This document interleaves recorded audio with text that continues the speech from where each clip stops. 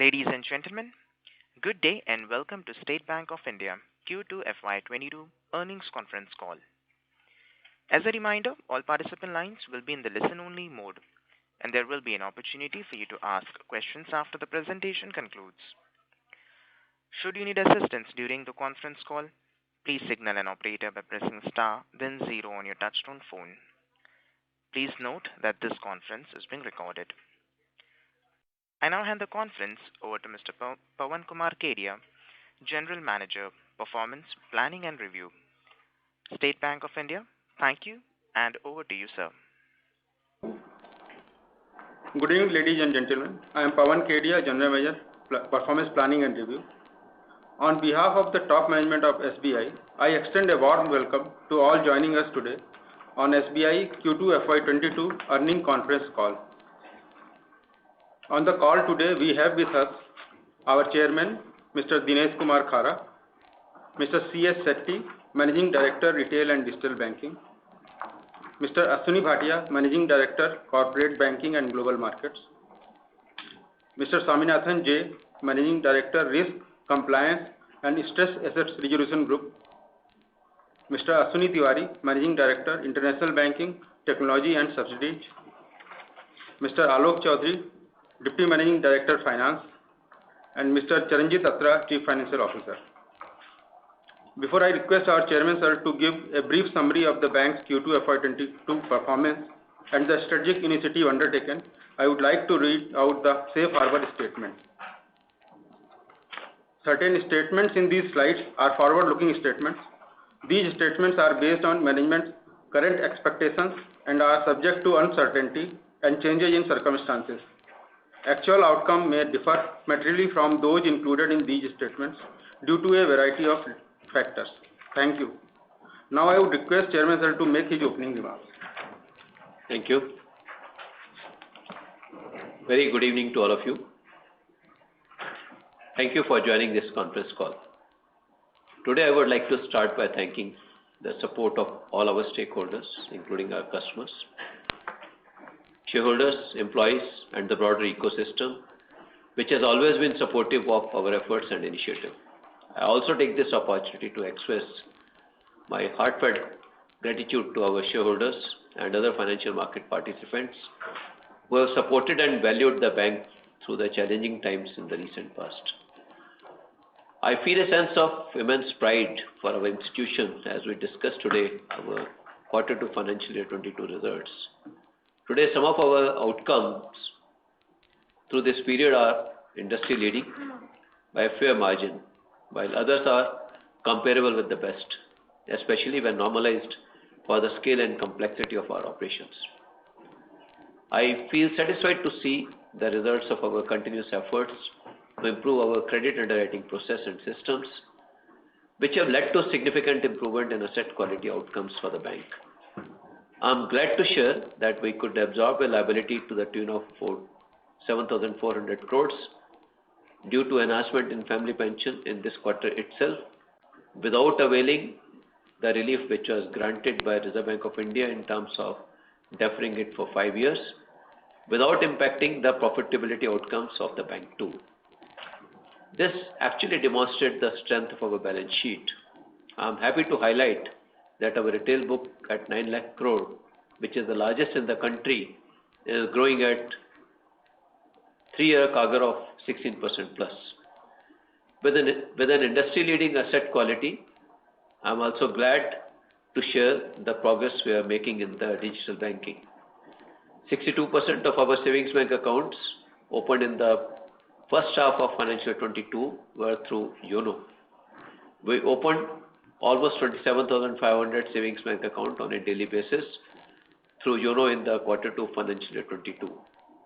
We think these outcomes demonstrate the resilience of the bank, underpinned by our process-oriented culture, the quality of our employee, and the expertise and the vision of our leadership team. While we are happy with the outcomes in the current quarter, we are also mindful of areas that require further improvement. With the country crossing the milestone of 1 billion vaccination and hopefully the third wave not being there or being far less disruptive, the wheels of the economy picking up speed, we should see higher credit offtake in the near future. On the liability side, we continue to focus on increasing our share in current accounts while maintaining our leadership position in savings deposit. We believe from a P&L perspective, the bank is at an inflection point. As credit growth improves, the bank will be able to better utilize its strength on the liability side. Further, operating costs are likely to lag income growth as operating leverage kicks in, which would also give a more normalized picture of the cost ratios. Our aspirations from our current position of strength is to consistently deliver a ROE of 15% through various cycles. Hopefully, as the economic growth picks up, we should be able to deliver on our targets sooner than expectation. However, we remain cognizant of the uncertainties of the world we are operating in, and therefore, we believe that it is still early to give a timeline for reaching our targets. Concluding my opening remarks, I want to thank you all for your support to the bank. The bank, while pursuing its own progress, contributes to the progress and economic growth of the broader ecosystem. We remain committed to reward your trust in us with superior sustainable returns over the long term. My team and I are now open to taking your questions. Thank you. Thank you very much. We will now begin the question and answer session. Anyone who wishes to ask a question may press star and 1 on their touchtone telephone. If you wish to remove yourself from the question queue, you may press star and 2. Participants are requested to use handsets while asking a question. Ladies and gentlemen, we will wait for a moment while the question queue assembles. Ladies and gentlemen, in order to ensure that the management is able to address questions from all participants in the conference, please limit your questions to 2 per participant. Should you have a follow-up question, we would request you to rejoin the question queue.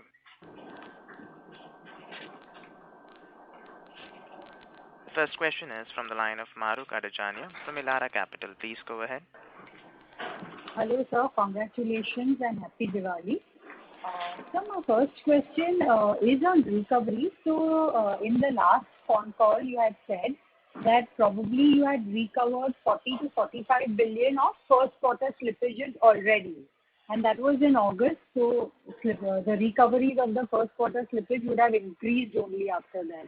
So what would be the total recovery from the first quarter slippage we have so far? Would you be able to give that number against 40-45 billion you had given last quarter?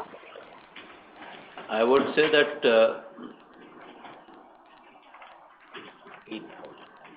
we have, I think when it comes to recoveries, of course, whatever was the stress which you had seen in the first quarter for our retail book, and we could pull back all, and we have further, I would say that 8,000 crore worth of recoveries were also affected over and above.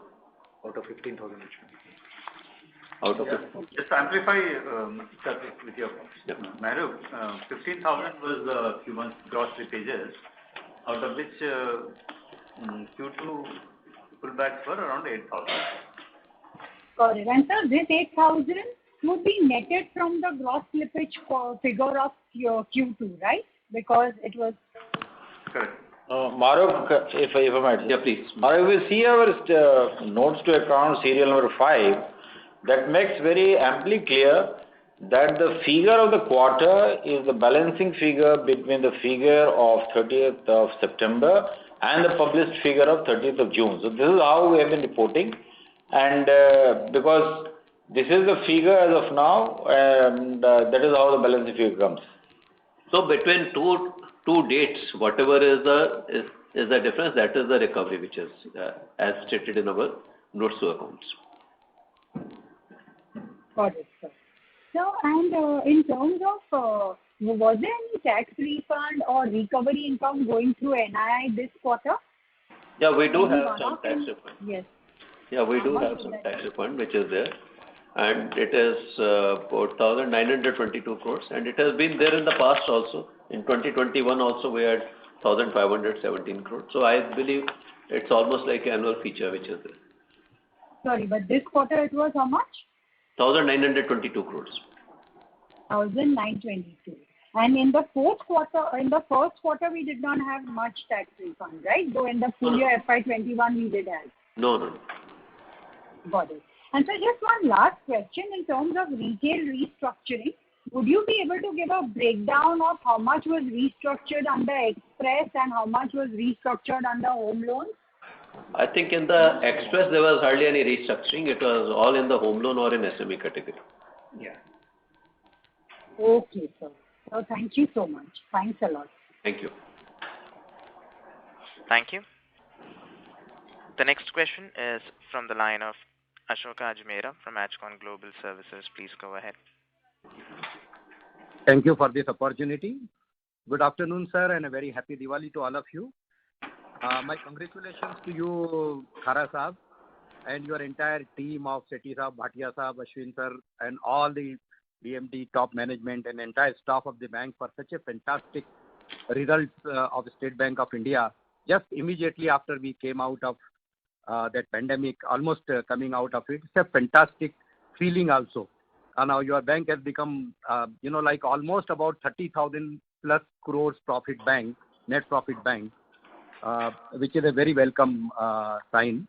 Having said that, sir, I got some small query points.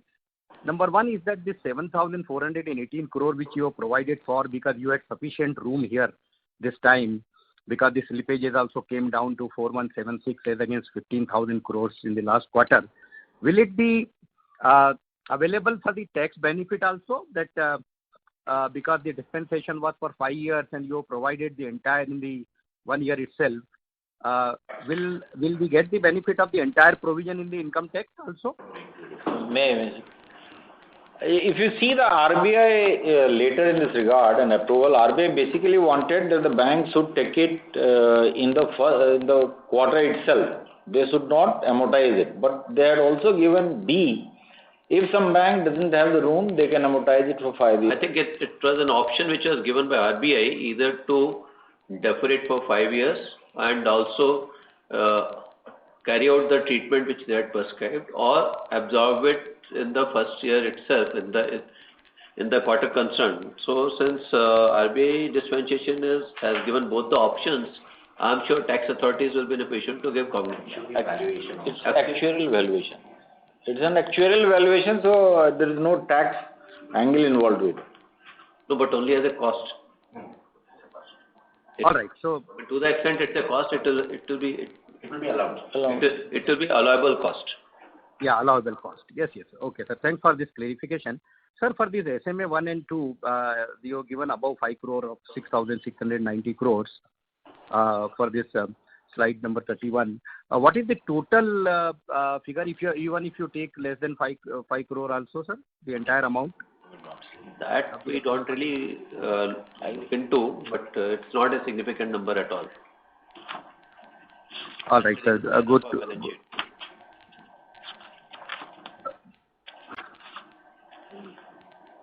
Sir, it's nice to know that it's not a very significant figure. Sir, some items on the expenses and income, some small queries are there. The miscellaneous expenses shot up to 1,709 crore from 1,000 crore. At the same time, the miscellaneous income came down to only 365 crore from 1,181 crore. Can you throw some light on this? One is that miscellaneous expenses going up by 600, 700 crore, and miscellaneous income is coming down by 700 crore, having the effect of almost about 1,400 crore. Miscellaneous income would have an impact of that.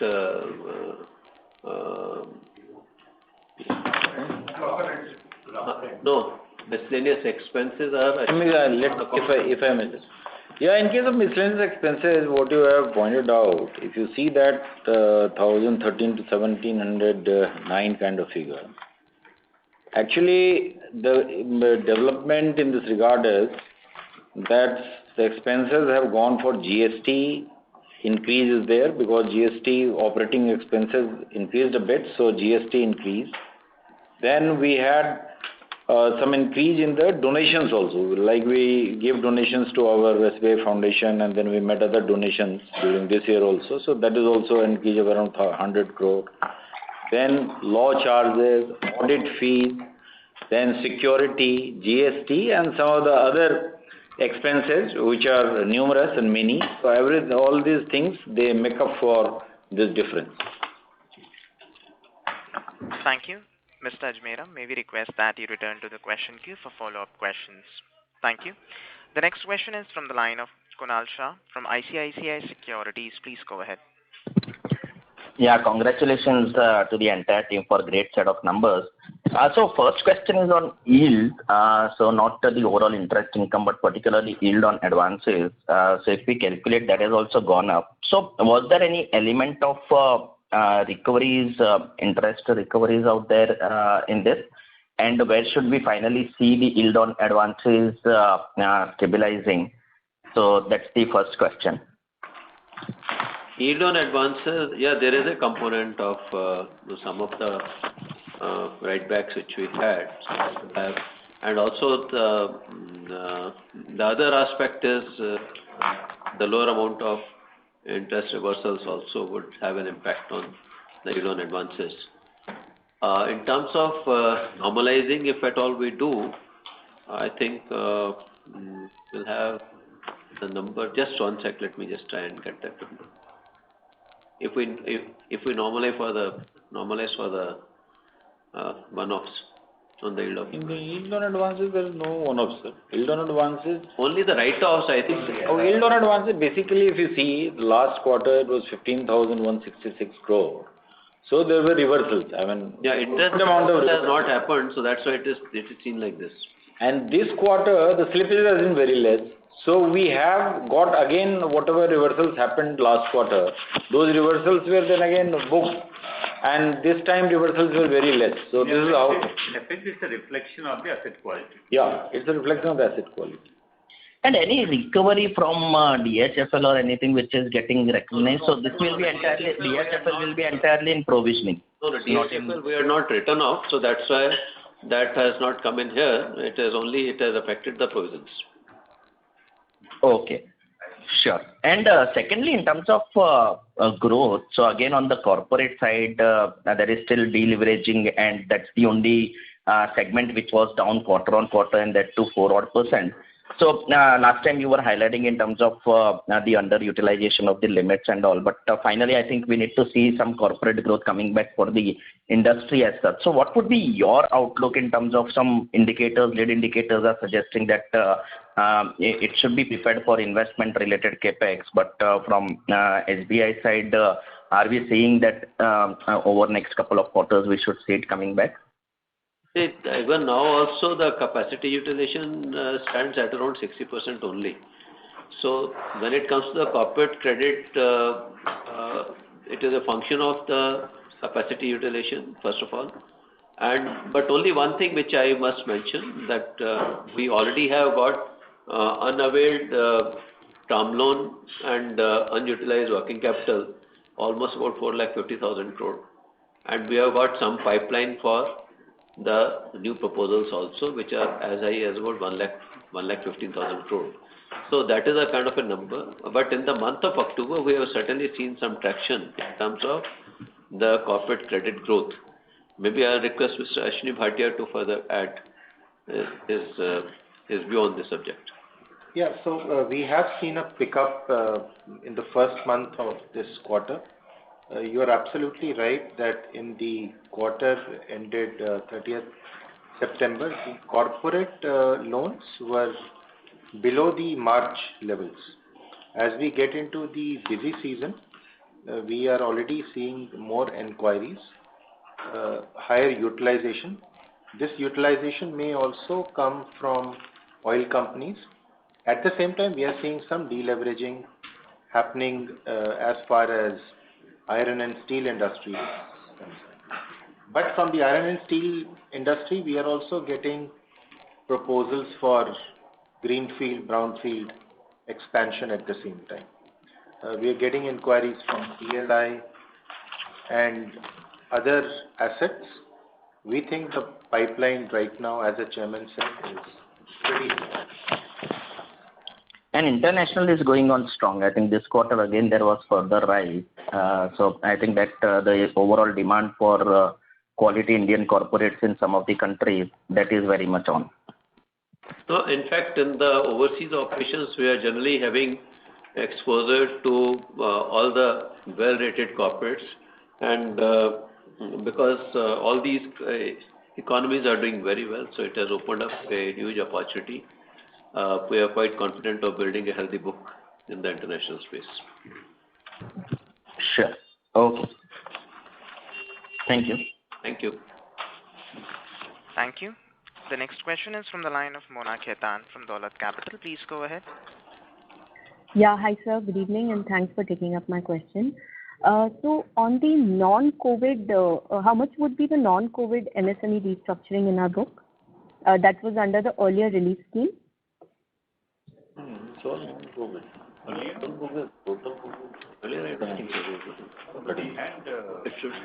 Total book of restructuring is on 38,000 crore. Total restructuring is 38,000 out of 30 is this. 30,000 is on account of restructuring 1 and 2.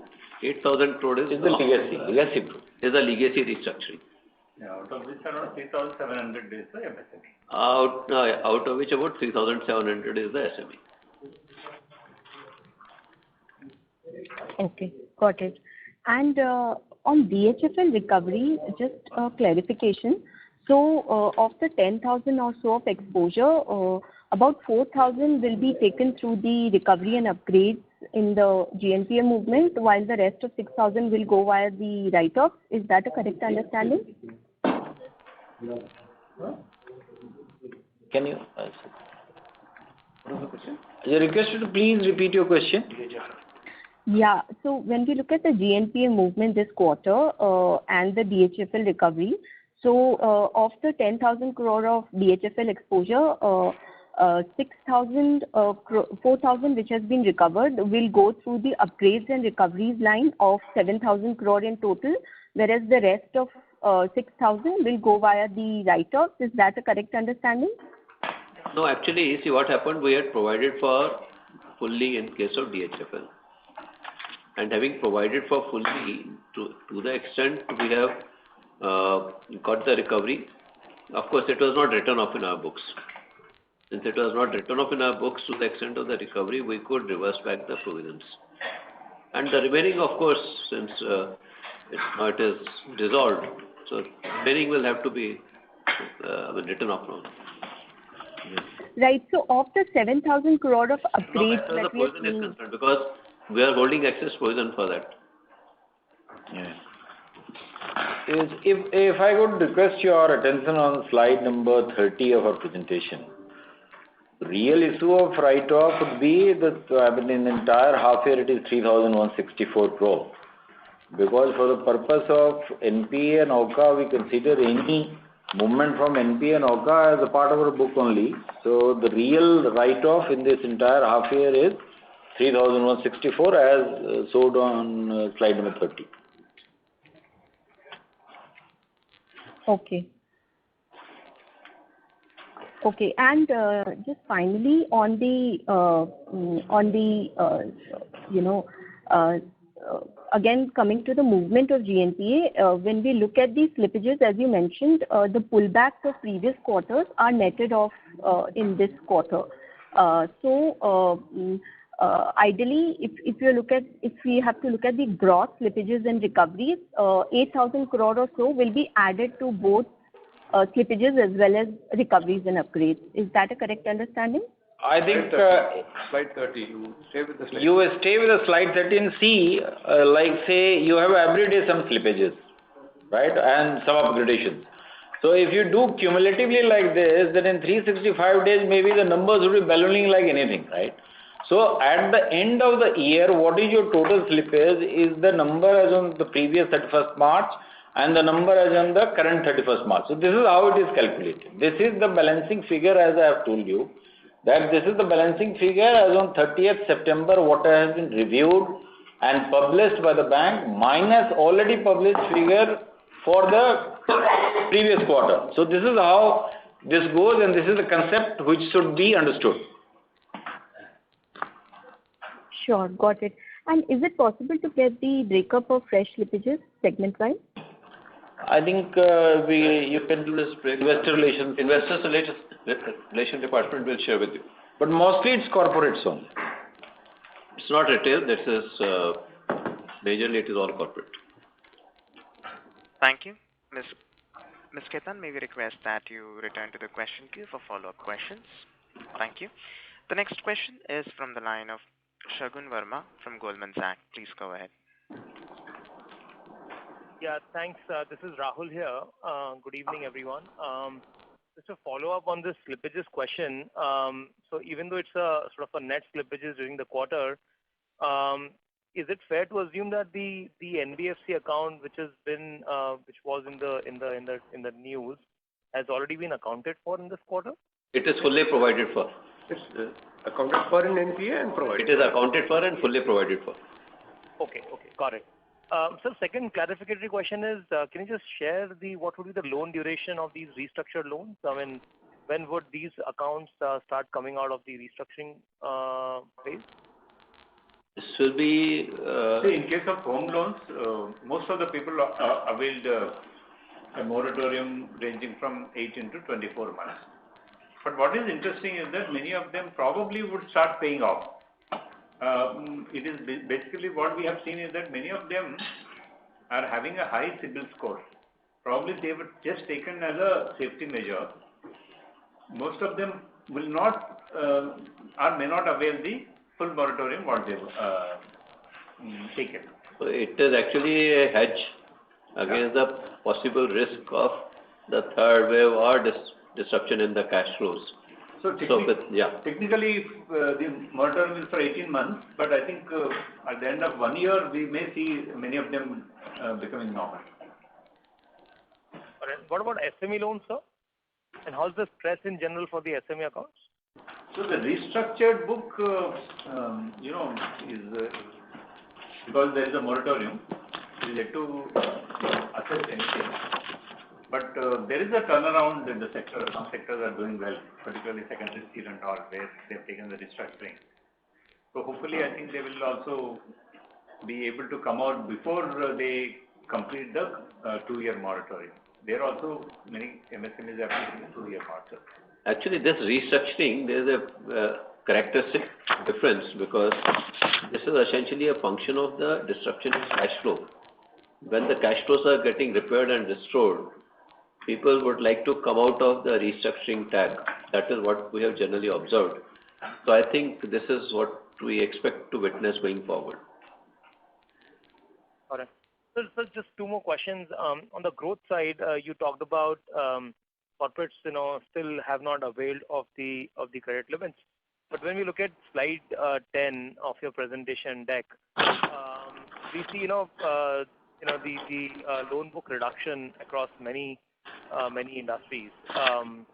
So is this because of the repayments, or there's a competitive pressure that you're witnessing? Can you just throw some color on that? And how do we kind of start kind of if you're seeing the competitive pressures, how do we kind of respond to that? See, the point is when we look at this particular slide, wherever we have seen iron and steel sector, it's all deleverage. Similarly, aviation and airports also, we had one account got repaid. That is what it is. That is the reason. Likewise, in case of tourism and hotels also. So, in fact, there is hardly any reason for us to really visualize that it has gone to the competition. It is not really so. And similarly, part of it is also on account of the repayment which are due and which you have received on time. So that is also the reason. But it has not been replaced by the fresh disbursements in the sector. That is the reason. So it is not really attributed to the competition taking over our accounts. So this sanction limit of 4 lakh crore plus you talked about, in your presser, what percentage can really fructify from this and over what period? See, eventually, as I mentioned, that it is a function of the capacity utilization. So there are many moving parts, but our expectation, if at all I can put it like this, as of now, we have seen the credit growth about 6.17%. So I hope that the kind of availments which will come in and the kind of disbursements which will be availed in the term loan, we should perhaps see the growth in somewhere around 10%. Thank you. Mr. Verma, may we request that you return to the question queue for follow-up questions? Thank you. The next question is from the line of Mohit Surana from CLSA. Please go ahead. Sir, hi, and congrats on great set of numbers. Sir, I had a question. If I try and normalize the performance of this quarter for the family pension that we provided upfront basis and adjusted for like one-off recoveries from the NBFC, it looks like we've already crossed our threshold of 15% ROE. Given the trends that we're seeing in asset quality, it looks like we certainly will undershoot credit costs in the near term, right? At least the next few quarters or couple of years at least. So, in that sense, it looks like the bank is quite well positioned to kind of deliver more than what you have indicated, right? Because you're already at 15% ROE coming just out of wave 2. So just wanted to understand, right, that is this thought process correct and what is the risk to that? I think your assessment is quite correct, but we do believe that whatever cost or risk we can perceive, we should be rather prepared for meeting out all that well in time. So we had the elbow room available and we have done that. So hopefully, because we all operate in the uncertainties. So what uncertainty will hit from where, one really does not know. So we have to ensure that while we have time, when we have resources to our side, we should rather provide for it. Got it. Sir, and the second question I had was on the core net interest margins or core NII. We reported a 31,000 crore approximate number. Out of that, there is some refunds that there, some maybe because of asset quality. So from a forward-looking perspective, what should be the adjustment to get the core NII of the bank, which is like more a recurring number that one should work with? No, actually, when it comes to NII, well, of course, every year there would be something or the other. So this is what we have seen in the past. And I think those one-offs will continue. And those one-offs are not as significant in number considering the overall incomes. So I think perhaps I will not be in a position to give you any kind of a normalized number because it has been there in the past also. It has happened this year also. There would be marginal differences here and there. For instance, I'll just share with you that in the year 21-22 we have the income tax refund of interest on the income tax refund of 1,922 crore. In 2021 it was 1,517 crore. So likewise we have seen that on a year basis there is always one such one-offs are there. So this whole of 1,900 crore is this quarter? Sorry? The whole of this income has come in this quarter itself. So yeah, this quarter itself. We recognize what we receive, that's all. Got it. And what outlook on margins, sir? We are at a decent point in terms of margins, and it looks like the rates have kind of clearly bottomed out, and depending upon how much RBI wants to tighten liquidity, rates can go up. So what would be a NIM outlook, let's say next 12-18 months, not 1 or 2 quarters? Our effort would be that we should be range bound between 3.20 to 3.30. Got it. That's good. Thanks. And congrats again for great. Thank you. Thank you very much. Thank you. The next question is from the line of Abhishek Murarka from HSBC. Please go ahead. Yeah, hi, good evening, sir, and congratulations for the quarter. So couple of questions. One, what is your exposure to the Calcutta-based NBFC and whether that is now fully provided for, I guess? So just what is the exposure to that group?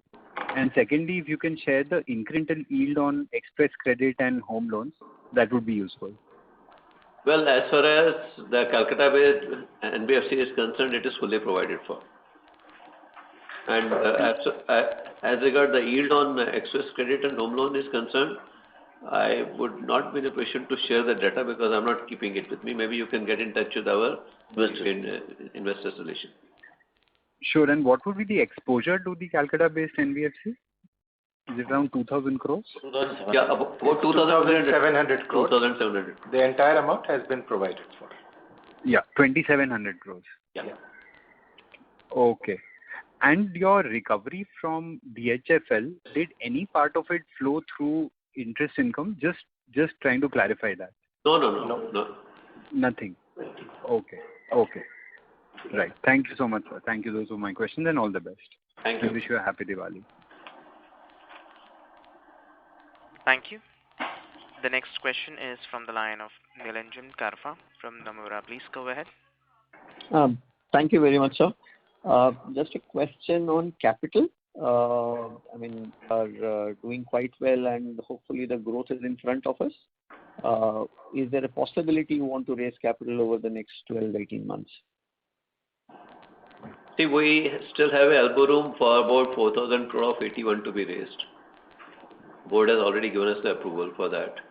Okay. And the current kind of a growth of about 30% we can easily support with our existing capital. For all purposes, we have already raised 6,000 crore in the month of October in the AT1. If we add that, we are at about 14.22%. So with 14.22% capital, we will be looking at the growth opportunity, and if need be, we will be tapping the market. But that will be at the opportune time, keeping in mind the interest of all the stakeholders. Right. And sir, any color on potential IPOs of two of our subsidiaries, the general insurance and mutual fund? Is that also probably factoring in your calculations? No, we have not factored the IPO of our subsidiaries. As I have maintained in the past also, we have been nurturing these entities, and it's not a compulsion of our raising capital which will really push us for taking them to IPO route. It will be rather meeting their own ambition and aspirations, because when they become the industry leader in their own right, they should get listed. That will be something, the guiding principle. We are already engaging with our JV partners, and in case of one of the subsidiary, and at the material point and the opportune time, we'll be sharing that information with you. Right, good. And sir, on going back to that movement of NPLs, I just wanted to re-clarify this. So, for example, if there was 100 rupees which slipped in Q1 and we managed to recover 50, we are basically what we are reporting in Q2 is basically a net of 50. So basically what you have reported is a cumulative Q1 and Q2 number. Is that right? This is the slippage part which you are saying. Yes. Yeah, this is how we reckon the slippages. On two different dates, in this particular case, 30th September, and prior to that, 30th June. So whatever was the slippage number as on 30th June and whatever is the slippage number as on 30th September, the difference between the two would be the slippage.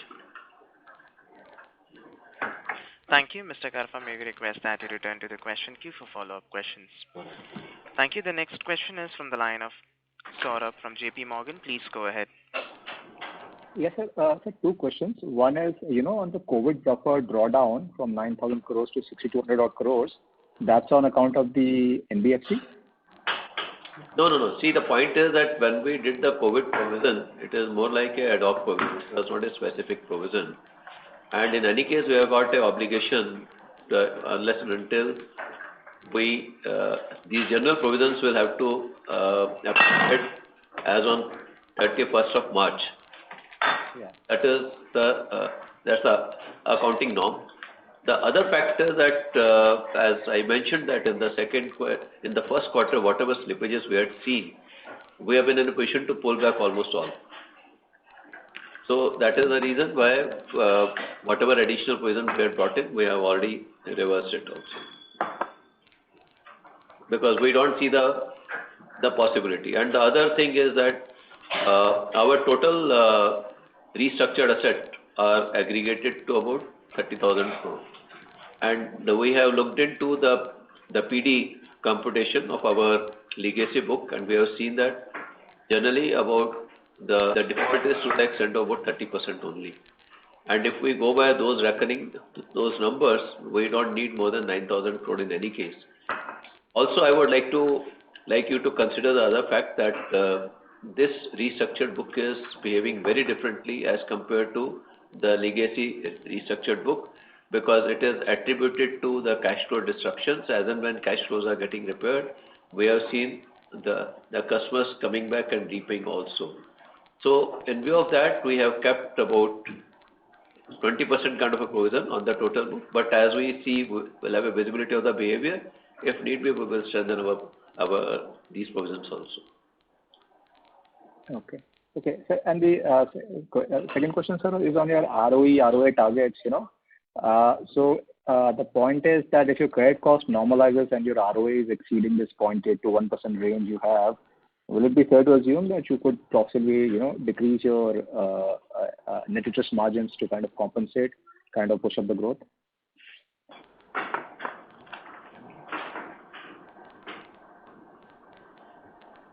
I think we'll react to the situation when we come to that. Okay, understood. Thank you, sir.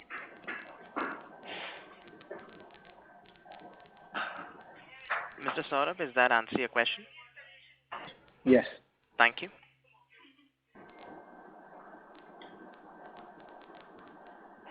The next question is from the line of Sumit Kariwala from Morgan Stanley. Please go ahead. Yeah, hello everyone. Congratulations on great set of numbers. I had a question on margin progression and how should we think about it as the interest rate cycles compared to past cycles. This time, if I look at the share of repo linked loans are higher, given the regulatory changes, the savings deposit rates are much lower. So should one expect margins to improve quite meaningfully as the rate cycle goes?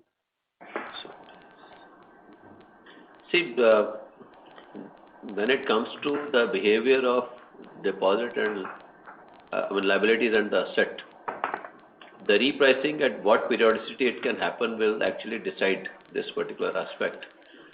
So since we have, when it comes to the interest rate sensitive deposit, they are essentially our fixed deposit. And they are normally contracted for our maximum deposit in the fixed deposit are in the 1 year category. So I think maybe we'll have for some time we might have some opportunity, but MCLR as and when, and our about 29-30% of our accounts are EBLR raised when it comes to our advances, and almost about 12% are in the fixed cost. So 20% is EBLR. 20% is EBLR, and 70. About 37% of our book is either fixed or EBLR. And if at all EBLR also, it is an external benchmark link. So if the interest rate movement happens, we should be in a position to take care of our yield or our interest earnings. So that is something, that's what we expect. But yes, of course, much of it will revolve as and when we will reach towards those stages. But this is how I look at the situation. Thank you, sir. This is early days, but if I were to ask you, how should one think about savings deposit rates over the next 1-2 years as interest rates move up? Is there any framework that you have in mind? No, I think it's a very dynamic situation, and we have to remain vigilant of the situation on the ground and be responsive to the needs of the customers and also the market. Got it. Thanks a lot, sir. Thank you. Thank you. The next question is from the line of Manish Shukla from Citigroup. Please go ahead. Good evening and thank you for the opportunity. My question was on RWA density, RWA to total assets. that has been steadily falling. How much of it is driven by the demand and how much of it is maybe caution or risk aversion on part of the bank? See, when it comes to, of course, it is partly attributed to, it's a very conscious effort in terms of our underwriting principles which we follow, and partly attributed to our policies. And having said that, I would also like to mention that our Express Credit, which is considered to be unsecured, it has gone up. And but yes, of course, it's eventually what we are only keeping in mind is some kind of a risk-reward relationship in terms of risk and what our reward we are in a position to generate. So with that in mind, we this kind of a trajectory see. So that's how I would like to answer your question. So Express Credit will have a risk rate of 100%, right? Yes, of course. Yeah, so my question is that, I mean, I'm assuming that there would have been good benefit of NPA decline over the last 1 year on the RWA front. Now, incrementally, if NPA decline were to moderate and Express Credit continues to grow at 2x the overall retail, do you see RWA density inching higher? I think it will go up marginally, but will remain within the tolerable limits. Okay, all right. Thank you. Thank you, Dr. Thank you. The next question is from the line of Jay Mundra from B&K Securities. Please go ahead. Yeah, hi sir.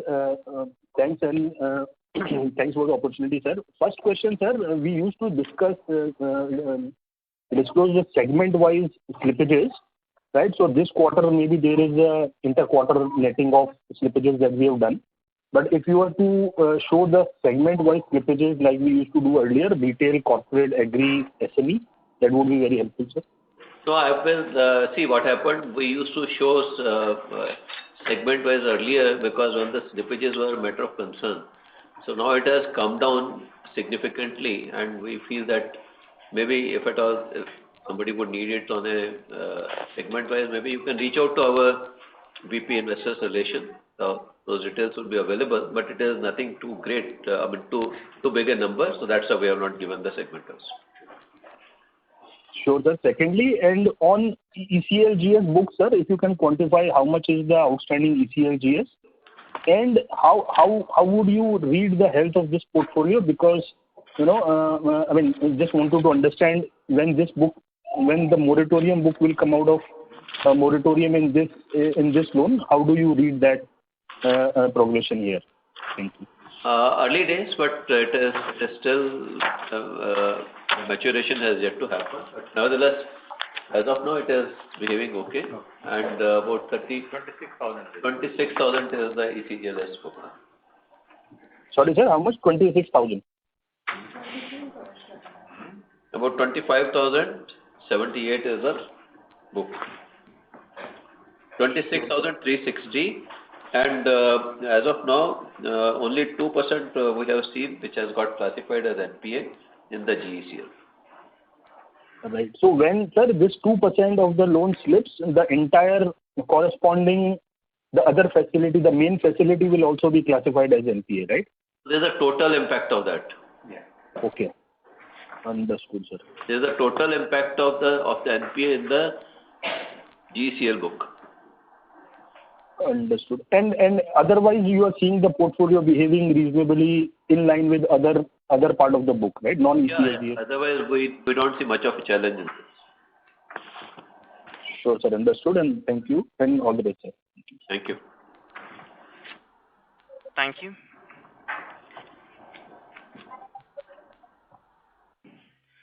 The next question is from the line of Abhishek Khanna from Jefferies. Please go ahead.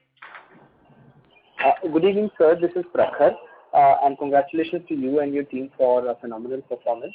Sir, just one request, if you would reconsider going back to the asset quality disclosures on a gross basis, because as we get into the third and the fourth quarter, it will become even more difficult for us to understand the quarterly performance, and most of the peer set mostly are all on daily stamping and gross quarterly disclosures. So we'll humbly request if you could reconsider switching back to the gross disclosures next time, sir. No, it has been consistent. Whatever disclosures that you have seen in the previous quarters are also the slippages are net of pullbacks that happened during the quarter. So that's how it is getting reported. Maybe this quarter being such a small amount of 4,000 crores, it is attracting a lot of attention. Otherwise, the way in which it is always calculated is the opening balance at the beginning of the quarter and the closing balance. The portion that slipped and remained is what is disclosed as the slippage. Because as MD May I just reconfirm, were you also in the past, you were reporting on inter-quarter adjustment also, like something that slipped in 1Q but recovered in 2Q, yes. Was that also netted off in the past? It is. It has been done in the past also. It has been given. It has been a consistent practice all through. All banks do have that. And other banks, as I understand, are also doing likewise. Because in any banking, almost as DMD Finance explained, every day there could be 1 or 2 accounts slipping, and then within 2-3 days they will be getting pulled back. So in case if you have to keep aggregating these numbers, that will be, will not reflect the true position. So it's always a comparison between the opening and closing position. The slippages, the accounts that slipped and remained in the slipped category is what is disclosed at the end of the quarter. So there has been no change in the disclosure practice as far as this particular item is concerned. Okay, sir. Thanks for the clarification. Thank you. Thank you. The next question is from the line of Mahrukh Adajania from Elara Capital. Please go ahead. Thank you, sir, for taking my question again. I just wanted to re-clarify one thing again on DHFL. So, basically the entire exposure, including loans and bonds, would have passed through the recovery or write-off line in the movement of GNPL. Is that correct? Entire exposure. Right. That's it right. was around 100 billion, right? So because some banks show only GNPL, but I think you show GNPA, so bond and loans both. And in terms of what is accounted for in the recovery line and what is accounted for in the write-off line, would that be 40 billion and 60 billion? Is that the correct? Yes, Mahrukh, I think we can provide you more granular details. I think granular details are not readily available right now. On a bilateral. Maybe we can. Yeah. But as a matter of principle, as you would know, you were aware of the exposure that we had in both loans and the investments. And this was an account which was fully provided for both the loans as well as bonds. And the recoveries are also in public domain. So when the provision is returned back, it is returned back to the extent of recovery. The balance of provision is utilized for writing off. So there has been no change in the accounting treatment for this account as compared to any other account. But if you need the granular details, I am sure our investor relation will be able to provide you bilaterally. Thanks a lot. And sir, just one more question in terms of slippage for the quarter. So you said almost entire is corporate. So basically 2 to 3 accounts slipped, is it? No, we didn't say almost entire corporate. The major part of that is corporate. Largely corporate, and you also know one large account is known to. So that's only chunky. Other than that account, there were no other corporate slippages, is it? Yeah. There were a few accounts, but of a smaller amount. But in terms of number, it may not be as large. 4,176 and 2,700, both numbers are available with you. So the remaining cannot be anything chunky. Okay, thank you, sir. Thank you. The next question is from the line of Jignesh Shial from InCred Capital. Please go ahead. Yeah. Hi, sir, and thanks for the opportunity. I just wanted to check, there had been a lot of noise happening around on the digital lending segment side altogether. Though it is a smaller segment compared to what SBI does in general. But can you throw some light on how you are seeing this particular space and some more details about your YONO app and all? That would be pretty useful. Thank you. Yeah, we are, in fact, as far as the YONO is concerned, a pre-approved personal loan is something which has become very popular, and it is end-to-end digital. And we are generally underwriting about 5,000 crore worth of PAPL almost on a quarterly basis. The first quarter, of course, was little subdued, so that's why it was about 2,500, 2,800 crore kind of a number.